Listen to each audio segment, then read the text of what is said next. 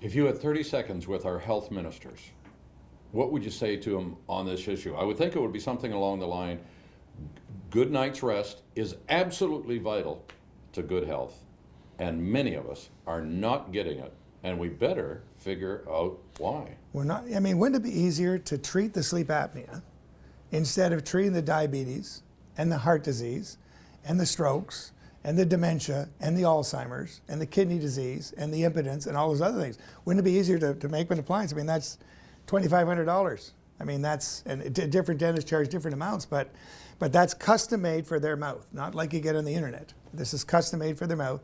And then we also make sure it works because we give them a sleep study.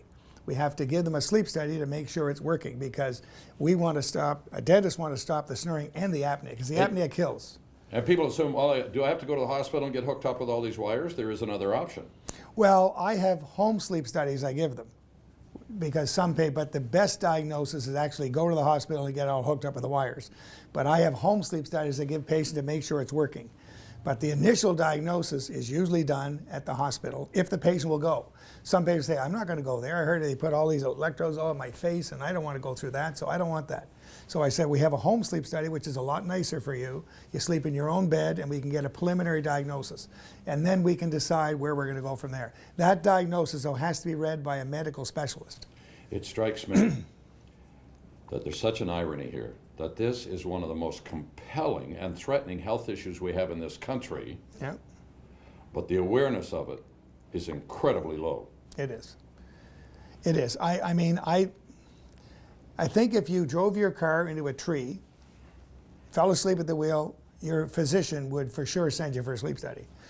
But if you're just tired and you're snoring, they don't ask those questions, I don't think. That's not on the medical questionnaire. And it all goes back to education. But things are getting better, but it's slow, Andy. It's slow. It's slow. Well, you've been a regular guest on our talk show. I'll continue to have you on because we desperately need to know this stuff. Yeah, we do. We do.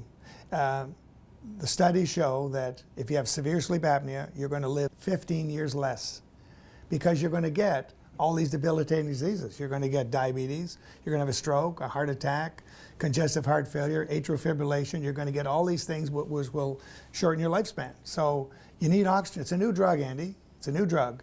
Everybody needs oxygen. You said it, I said it, that's what you need.